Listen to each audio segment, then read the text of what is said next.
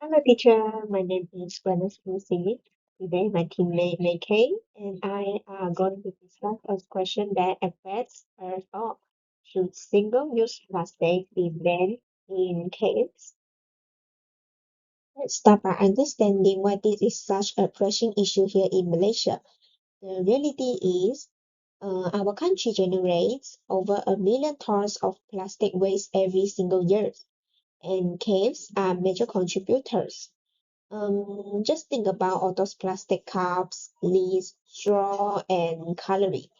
The most shocking part, these items are used for just a few minutes, but they pollute our environment for hundreds of years. So, why act now? Well, Malaysia has committed to reducing plastic waste by 75% before 2030. Public awareness is growing, and finally, affordable and reliable alternatives are available. The time, the time for change is now. Now, let's look at the hard facts. The numbers don't lie. First, the plastic recycling rate in Malaysia is shockingly low at only about 15%. That means most of our plastic waste isn't being recycled. Consider this. A plastic straw is used for 20 minutes, but it takes over 200 years to decompose. On average, each one of us use about 16 kg of plastic packaging every year. And to make matters worse, Malaysia ranks among the global top 10 for plastic pollution in our rivers. The situation is critical. With such a big issue, who does a potential ban really affect? In favor of a ban, we have environmental NGOs as eco-conscious consumers, our future generations, and of course, government environmental agencies. On the other side, concern or opposite are cafe owners worried about cost, consumers who value convenience, and the plastic manufacturing industry. The key players who can really influence this change are policy markets and the suppliers of alternative packaging. This brings us to our first and most important argument, the environmental imperative. Our responsibility to the planet far outweighs our convenience. Scientifically, plastic don't biodegrade. They just break down into microplastics, which contaminate our soil, our water, and eventually enter our food chain. This waste also clogs urban drainage, making floods worse. This isn't just about science, it's about our value. We have an ethical responsibility to protect our environment and a moral duty to ensure a sustainable future for the next generation. There is a powerful saying that judges this. We do not inherit the earth from our ancestors. We borrow it from our children.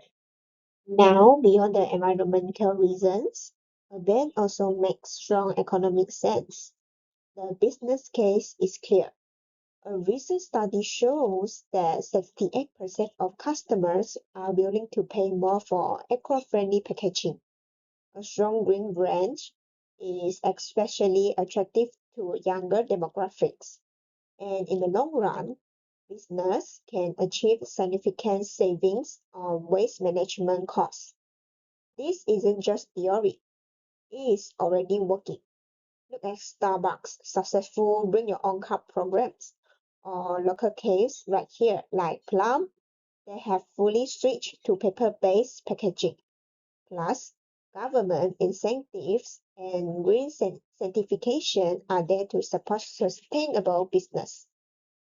We know there are concerns, so let's address the two most common ones head on. The first concern is it will increase our costs.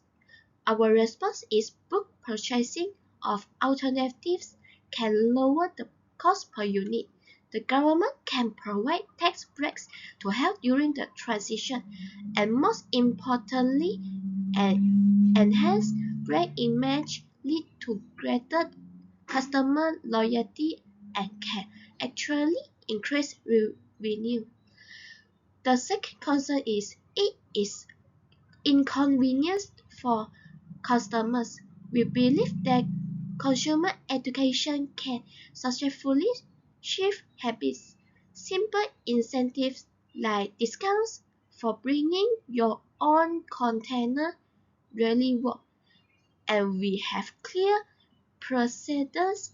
Bans have been successfully implemented in places like Singapore and Taiwan.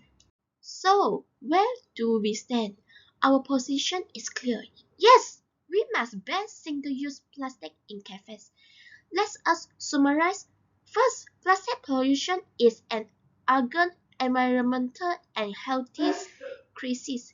Second, the cafe industry has both the capacity and the responsibility to lead this change. And third, a ban is a necessary, feasible, and progressive step forward. How can we make this happen? We propose a practical roadmap. In the short term, within 6 months, cafes can phase in paper, straw, and wooden cutlery. Launch Bring Your Own Cup campaigns and begin public awareness efforts. In the medium term, within a year, the government should enact legislation to limit plastic packaging, while also improving recycling infrastructure and supporting local manufacturers of alternatives.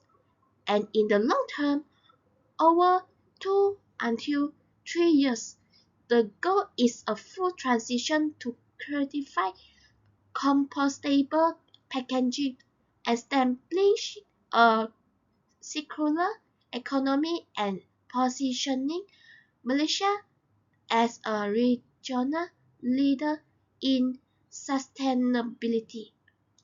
The data and facts presented in this video are based on reports from credible resources including the Department of Environment, Malaysia, and Greenpeace. And that's all from us. Thank you for your listening.